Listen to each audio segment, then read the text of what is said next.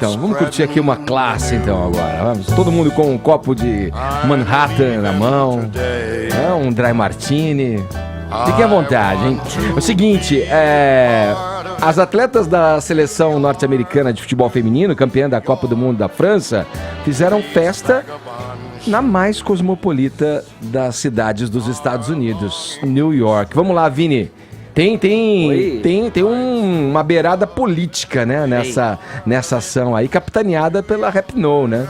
Pela Rapinoe, que foi a craque da Copa do Mundo de futebol feminino, né? Nesse quarto grande título, jogadora, hein? Grande jogadora, desse quarto título aí da seleção americana, Edgar. E uma das bandeiras que foram muito levantadas aí neste evento, onde elas foram recebidas por muitos americanos, por muitos nova-iorquinos, né? Uma das bandeiras levantadas foi a da equiparidade salarial.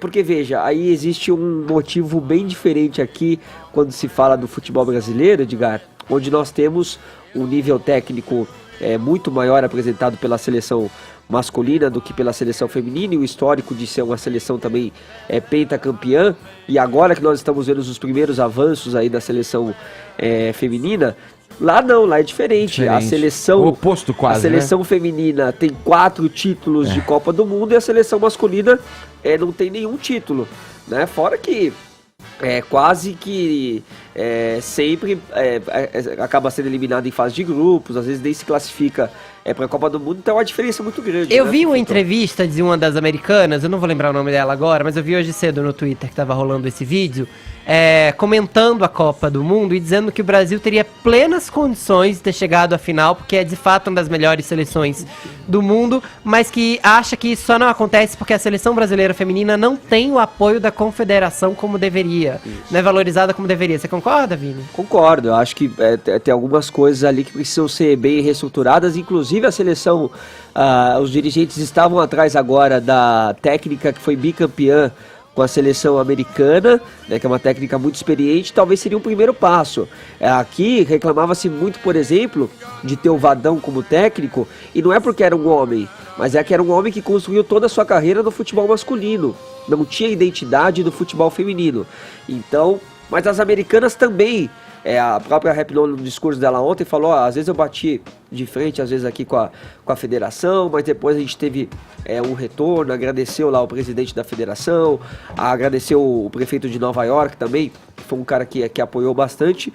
Agora, com o presidente Donald Trump teve algumas trocas de farpas, Edgar, antes mesmo do título. Sim. A Rapinoe tinha dito que elas não iriam até a Casa Branca se vencessem. Ela falou por ela, né, eu acho, né, Vini, primeiro, né? Se a gente ganhar, eu não vou. Eu não vou até a Casa Branca, porque nós temos algumas posições diferentes, as nossas bandeiras não são as mesmas. E aí o Trump foi até o Twitter e falou assim, primeiro você precisa ganhar fazer algo. O teu trabalho. Fazer o teu trabalho, depois a gente... ganhar. Aí ganharam. Aí ganharam, só que o pedido da Casa Branca não ocorreu, mas acho que elas também não iriam, porque são valores ali que não coincidem muito, né? E a Rapinoe falou um pouquinho disso ontem também, durante um discurso que foi visto pelo mundo inteiro aí como um discurso bastante inspirador. Eu vou pedir pro Brunão rodar um pouquinho desse discurso, e aí você baixa um pouquinho, olha lá. Ela que pintou o cabelo de roxo, tinha outras jogadoras com outras cores, com outras tonalidades também. E ela falava, nós temos que ser melhores, temos que amar mais, odiar menos, ouvir mais e falar menos. Temos que saber que isso é responsabilidade de todo mundo. Todo mundo mesmo. Todo mundo que está aqui e que não está aqui, ou que não quer estar aqui, que concorda e que não concorda.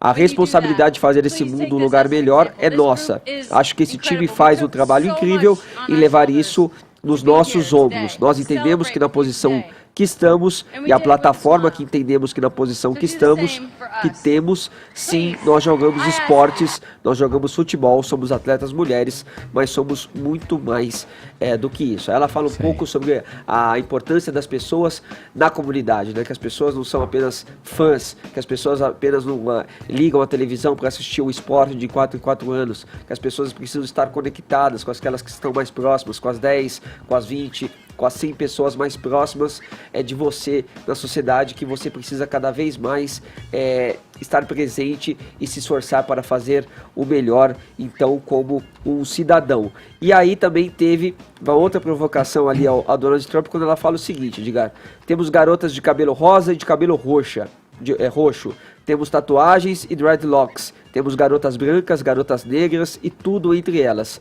temos garotas héteros e garotas gays. É uma honra liderar essa equipe em campo. Não há qualquer outro lugar em que eu preferi estar, mesmo em uma disputa presidencial. Estou ocupada, me desculpem.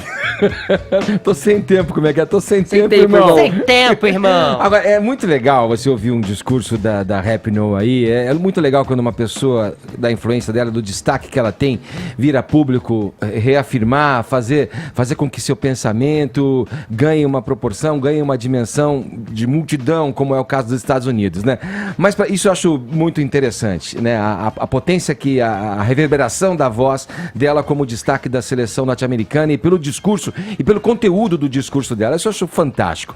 Agora, para ficar no campo do futebol, Vini, eu assim, claro que a gente vai lembrar e glorificar a nossa seleção guerreira, as nossas meninas, mas a diferença aí é muito grande, porque a diferença física, as meninas são atletas, essas meninas da seleção americana são atletas. E lá nos Estados Unidos, você vê, por que o futebol feminino tem esse destaque e ganhou essa dimensão muito antes, inclusive, do que o masculino?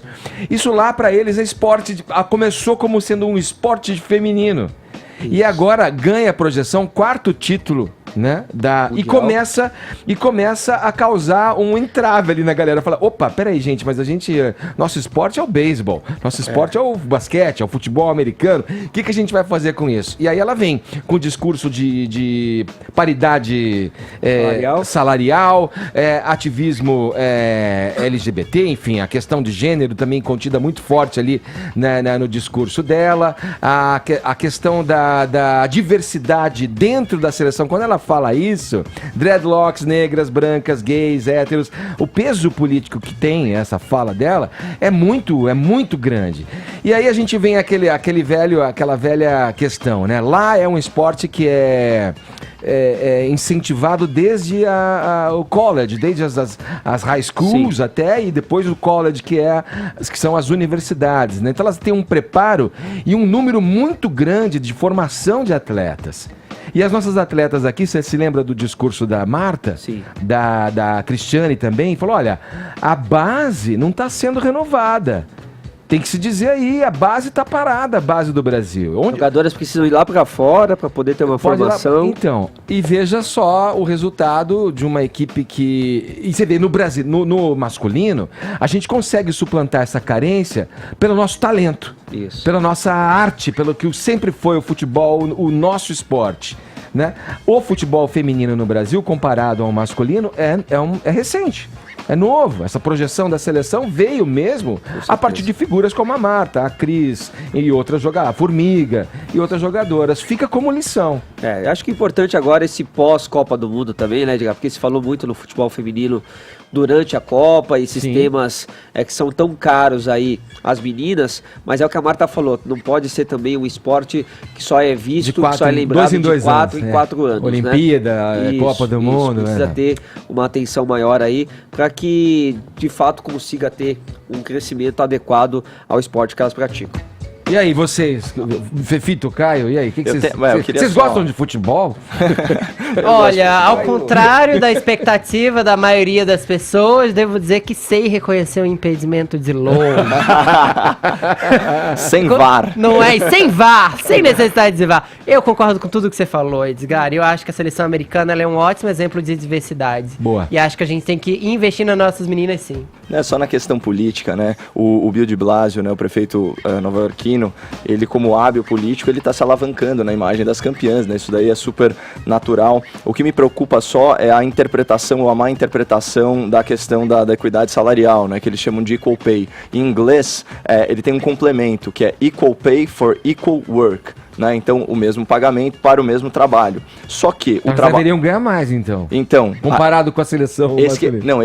É exatamente esse o ponto. O trabalho que gera mais valor agregado, ele deve ser bonificado. Por exemplo, se você pegar o esforço do atleta talentoso e do atleta mediano, ele é praticamente idêntico, né? Então, se o critério para se conceituar o trabalho for esforço, a gente tem um probleminha aqui, porque os resultados eles são distintos, né? O atleta talentoso, ele gera mais resultado, logo ele tem uma renda diferenciada e isso justifica a sua receita maior. Então é aquela diferença entre a igualdade formal e a igualdade artificial de resultado que a gente chama, né? Eu acho que é justo que atletas que rendam mais ganhem mais. Se esse é o caso da seleção feminina, faz todo sentido, que elas trazem muito mais valor, isso em receita de ingressos, venda de uniforme, esse tipo de coisa. Então é simplesmente seguir a lógica de mercado no final das contas. Agora, politicamente, é claro que ela vai por afinidade ainda. Política é uma questão de afinidade. É uma questão de afinidade, é uma declaração então de ela afinidade. vai pra Nova York, não pra Casablanca.